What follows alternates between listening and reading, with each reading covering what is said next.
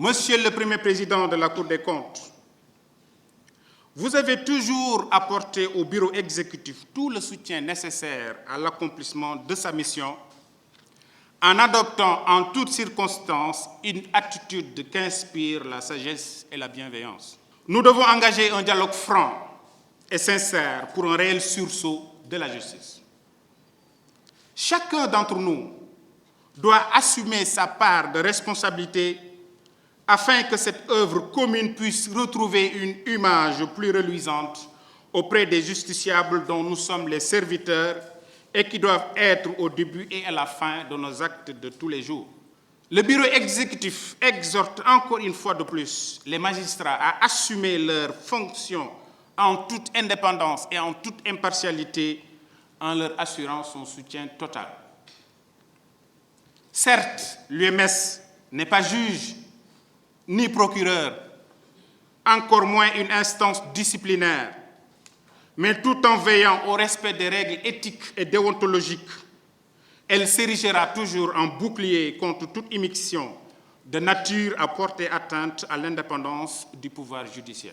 Il est évident que l'indépendance institutionnelle ou fonctionnelle n'a de sens et de signification que si elle se traduit dans les faits par une réelle indépendance personnelle qui est un comportement de tous les jours, non seulement vis-à-vis des pouvoirs publics, mais aussi de toute pression ou de tentation de quelque nature qu'elle soit.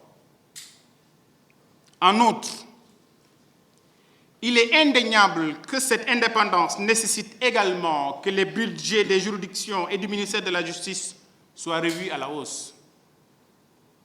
Ces budgets si dérisoires tranchent avec la volonté du chef de l'État de moderniser le service public de la justice. D'où la nécessité de doter ces structures de moyens conséquents pour plus d'efficacité dans l'administration et la distribution de la justice. Monsieur le garde des Sceaux, l'amélioration des conditions de travail des magistrats est une exigence absolue.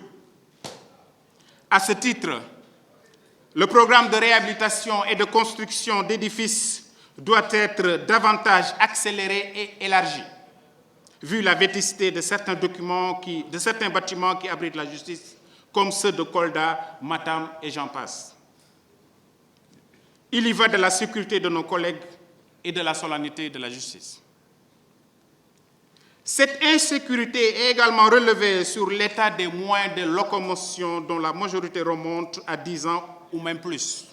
Il urge, Monsieur le garde des Sceaux, de prendre des mesures drastiques et sur une grande échelle pour résorber le déficit.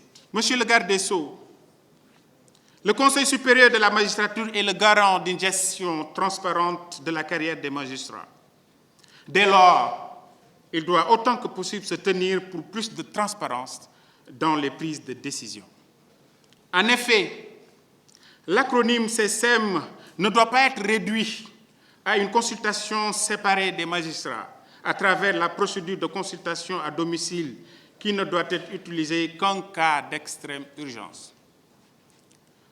Monsieur le garde des Sceaux, le magistrat à la retraite perçoit une pension dérisoire et il était question avec l'adoption de la loi organique portant statut des magistrats d'inclure l'indemnité de judicature sur le calcul de la pension de la retraite. Cette promesse ferme que vous nous aviez faite et qui a suscité beaucoup d'espoir, a-t-elle été réellement prise en compte? Monsieur le garde des Sceaux, chers collègues, le Centre de formation judiciaire est le fleuron de la justice sénégalaise.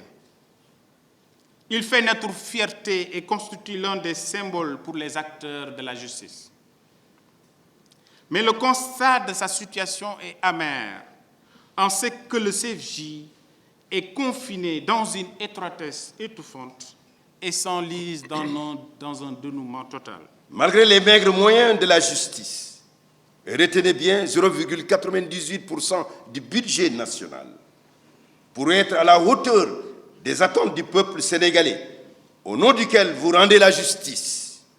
Le gouvernement, par le truchement du ministère de la Justice que j'ai l'honneur de diriger, a cherché ces dernières années dans un esprit de continuité du service public de la justice, de mutualisation des efforts et des compétences de tous les acteurs concernés, à tout mettre en œuvre pour renforcer encore plus la crédibilité de notre système judiciaire par des réformes structurelles profondes concernant l'organisation judiciaire dans sa globalité en 2016 et en 2017.